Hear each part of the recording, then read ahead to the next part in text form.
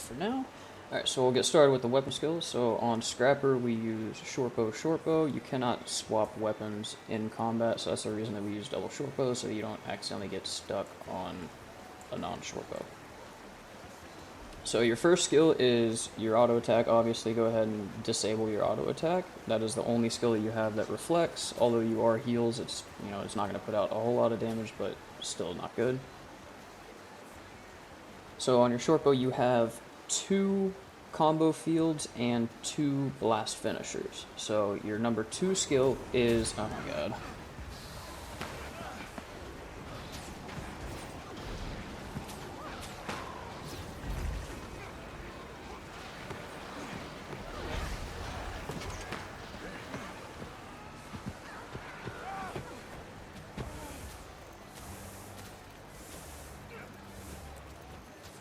How many times they're going to do that.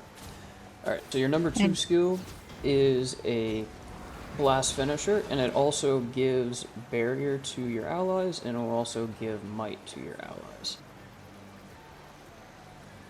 This does not... with Mel over at the flags. Good luck, Mel's probably going to wreck them.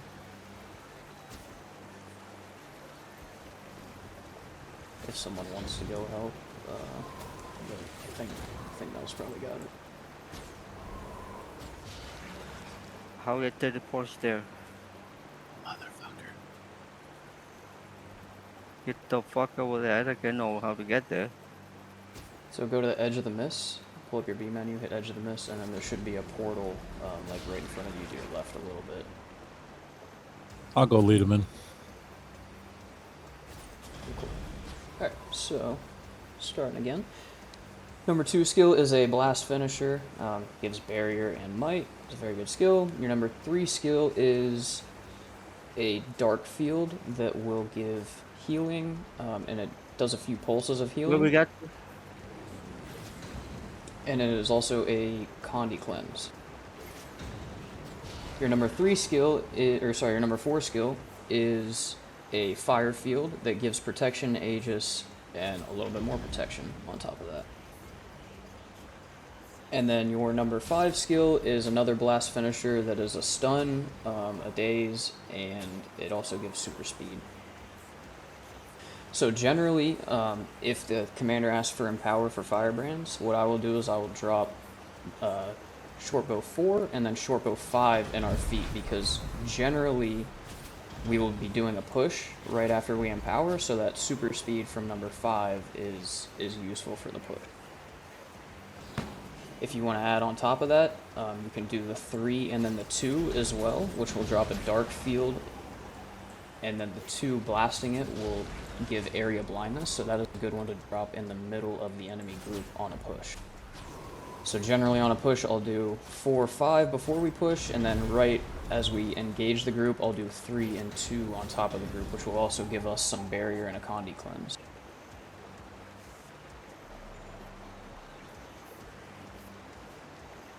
Yeah, go to the flag at the top of the stairs, Stelios. Gotta commune with it. So those are the weapon skills.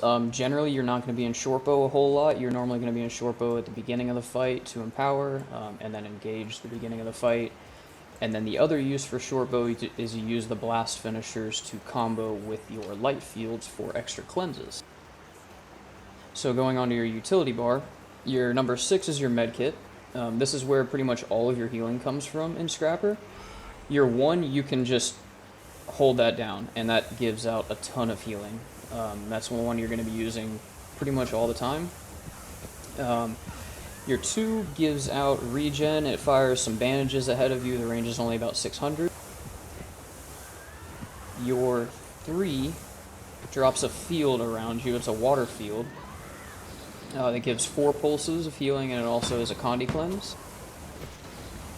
Your number 4 does... It's a pretty short range, or it's a radius, sorry, of 300, so that one's a pretty close skill, but it does a pretty good amount of healing for about 3,500. And then your number 5 is a skill that you can drop. You can target it wherever you want within 900.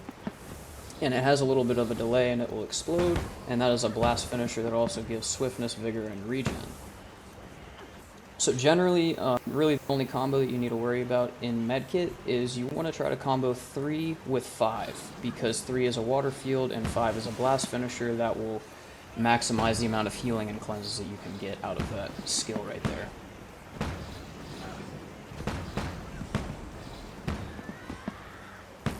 The other ones you can just use as at your discretion as you are looking at your squad. And if you don't know, as a healer, you want to come up to your squad thing and the top left here, hit that little arrow next to the squad, and you always want to hit uncheck the box that says view as a grid. That way you can see everyone in your sub squad, and it will actually show you all the conditions on them. So you don't have to look. Once you get used to it, you will notice the red flashing in the top left of your screen, and that's how you know that's a good time to cleanse. If you don't do that and you're an LT and you need to look at the whole squad, or you're the commander and you need to look at the whole squad, then another good reference is if you see red on the ground, or if you see a condition on your bar and you're tightly stacked, chances are your allies will also have that same condition. So, moving on to more cleanses, your next skill on the bar is your Purge Gyro. This is your probably second biggest cleanse on your bar. Yeah, it's up there with your Elixir Gun. So the Purge Gyro, it'll give super speed, and it puts a light field around you, and it does 5 pulses. So this is the skill that I was talking about. It is good to combo your short bow with to get extra cleanses. So when you use your Purge Gyro, you'll notice it puts a big field around you, a big light field. You can use your short bow 2 and your short bow 5 in that field to blast the light field, and when you blast a light field, that gives area cleansing. So that is how you maximize your cleansing from your Purge Gyro. So whenever you use that Purge Gyro, swap to your short bow and hit a 2 and a 5.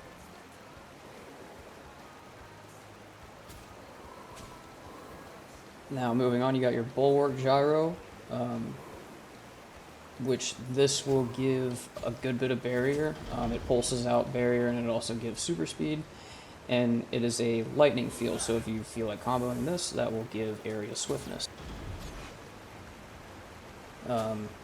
Generally though, you want to prioritize comboing light fields and water fields for the extra cleansing and healing. Generally in a fight, you will probably be pressing Purge Gyro and Bulwark Gyro off cooldown. I would definitely say Bulwark Gyro. Purge Gyro, you're going to wait until you see conditions, but with the 30-second cooldown, by the time that's up, you're generally going to be ready to use it again.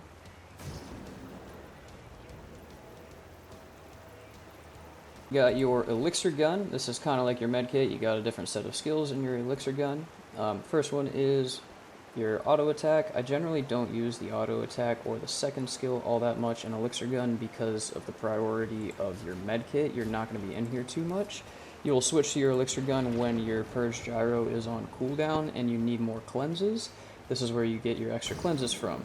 Your number 3 on your Elixir Gun is probably one of the most prioritized skills here. It is a Fumigate. When you use it, it has a long cast time. Make sure you let it cast that whole cast time. You can even move around on the group as it's spraying, yep, just like that, and it will get more cleanses. So that is a very big cleanse that we have on Elixir Gun. And then another is your combo between 4 and 5. So this is one that you want to be careful with. Your 5 drops a light field, and then your 4 will shoot you back. So this is where you need to get good with swap canceling. So right after you hit your 4, go ahead and hit the weapon swap button, and it'll stop you from jumping back. Just want to be very careful about that. New scrappers, you will end up yeeting yourself out of a tower at some point. It happens. It's inevitable. But you'll get good at the weapon swap and figure that out, and that's another good cleanse right there. If you do get out of that and you need more cleanses while that light field is still up, once again, since it's a light field, you can swap back to your short bow and you can blast number 2 and 5 in it, which will give an area cleanse.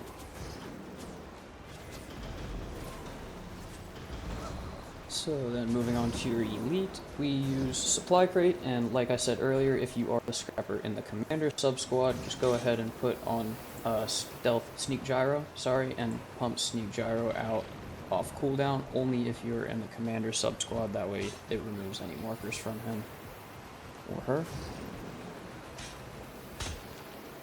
But for everyone else, we use supply crate.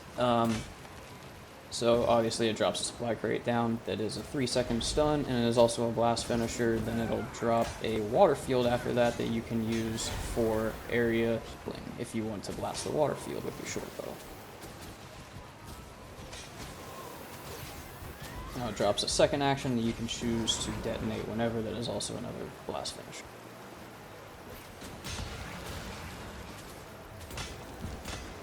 So then moving on to your F1 skills. If you've ever played these, if you've ever played Engineer, you'll notice that your F1 skills are basically dependent on which elites you have. Or sorry, not which elites, which utility skills you have.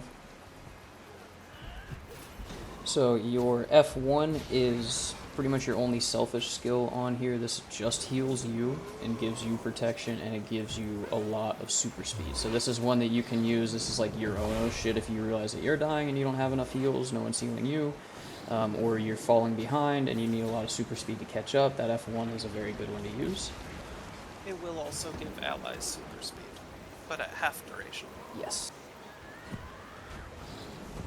Your F2 will generate a poison field around us. This is something else that I will throw in with my combo when we're pushing. Generally with the 3 and the 2 on short bow, I'll throw in the poison field. I don't worry about blasting that because we will have enough blasting going on with all the other skills going on. And what that'll do is it'll blast area poison to everyone, all the enemies, excuse me, which is a good condition to have on them because it reduces their healing effectiveness by 33%. Moving on to your F3, this puts a dome around you wherever you place it, and it will also give stability. That dome will block missiles. It is not a reflect, it is just a block. This is a good one to use if you realize that, say, your firebrand has died, or maybe they're in between stability and you need a little bit extra to supplement. You can throw that down.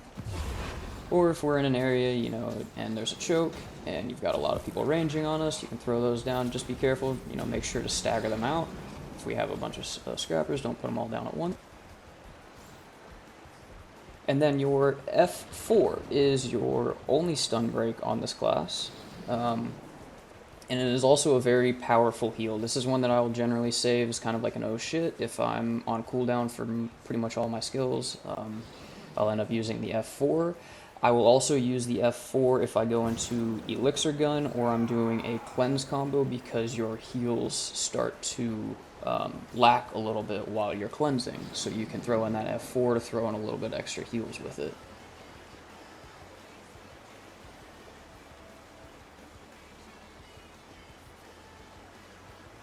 Oh, maybe I do.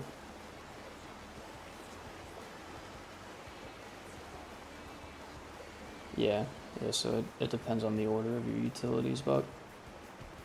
Yeah, I was going to ask about the order of the utilities, but I was going to wait until you're done. So, I mean, that's generally personal preference. I just keep it, this is what the build is, so I just have it this way. That way it was more uniform for everybody. Yeah, I was just wondering if there was a certain muscle memory that you could develop by having utilities in this order. But, yeah.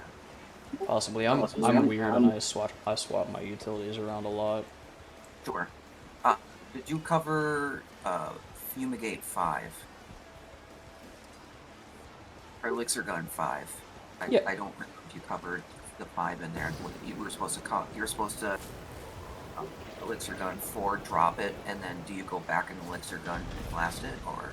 No, so in Elixir Gun, you drop your Elixir Gun 5, which puts a light field down, and then you would hit your Elixir Gun 4 and weapon swap. Oh, I got it backwards. Okay, thank you. That's what I was missing. Alright. Sorry to derail. Yeah, nope, You're no on worries. F, which was the healing mist. Say that again? You were on F4, which is the healing mist. Right. Yep, so that is your only stun break, is your F4 healing mist. Like I said, that's one that I will generally save for when I'm cleansing to throw that in for a little bit extra healing. Now your F5 with our one of the changes that we did recently to the build, this gives you an extra charge. It used to only be one charge, and now it also gives barrier when it did not before. Your F5 is also a lightning field. You can use this for extra cleanses if needed. Generally, I save this to help res downed allies. If you see downed allies, drop your F5 on them, and it'll drop the function gyro, and you'll even see it on them, and it will begin helping to res that person. If they're taking no damage and they're resing themselves, and you drop that on them, it'll pick them up. If they're taking a little bit of damage and 2 or 3 people drop a function gyro, it'll probably still end up picking them up. It's still a good thing to do if the squad is going to res. And one thing to note, firebrands and scrappers, any support, do not ever bend down and res. This is your res on scrapper. Never press F because that will stop your cleanses and stop your heal.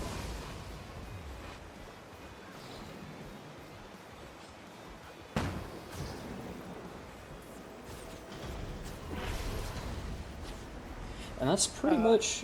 Yeah, any questions? I've seen suggestions to drop your F3, the little bubble, over a squad and then function gyro to keep them from taking further range damage while you're trying to get them back up. That can help protect a bunch of downed teammates that you are trying to get a banner back to or something. Yeah, I agree. That is a good point. That's how that 3 is nice when you're stationary too. So Yeah. it's one of those things. Like honestly, like the F skills, they're completely situational, but they're also very useful. But I don't want anybody saying I'm going to hold it, for something. So Oh, definitely. yeah, use them. They're there for that reason. And your only source of stab, right? Isn't 3 the stabber, the bubble one? Yep. Yeah, It's it's your only nice. self-stab.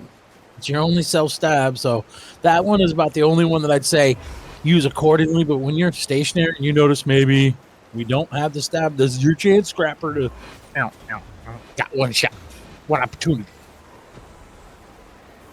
Mom spaghetti. Spaghetti.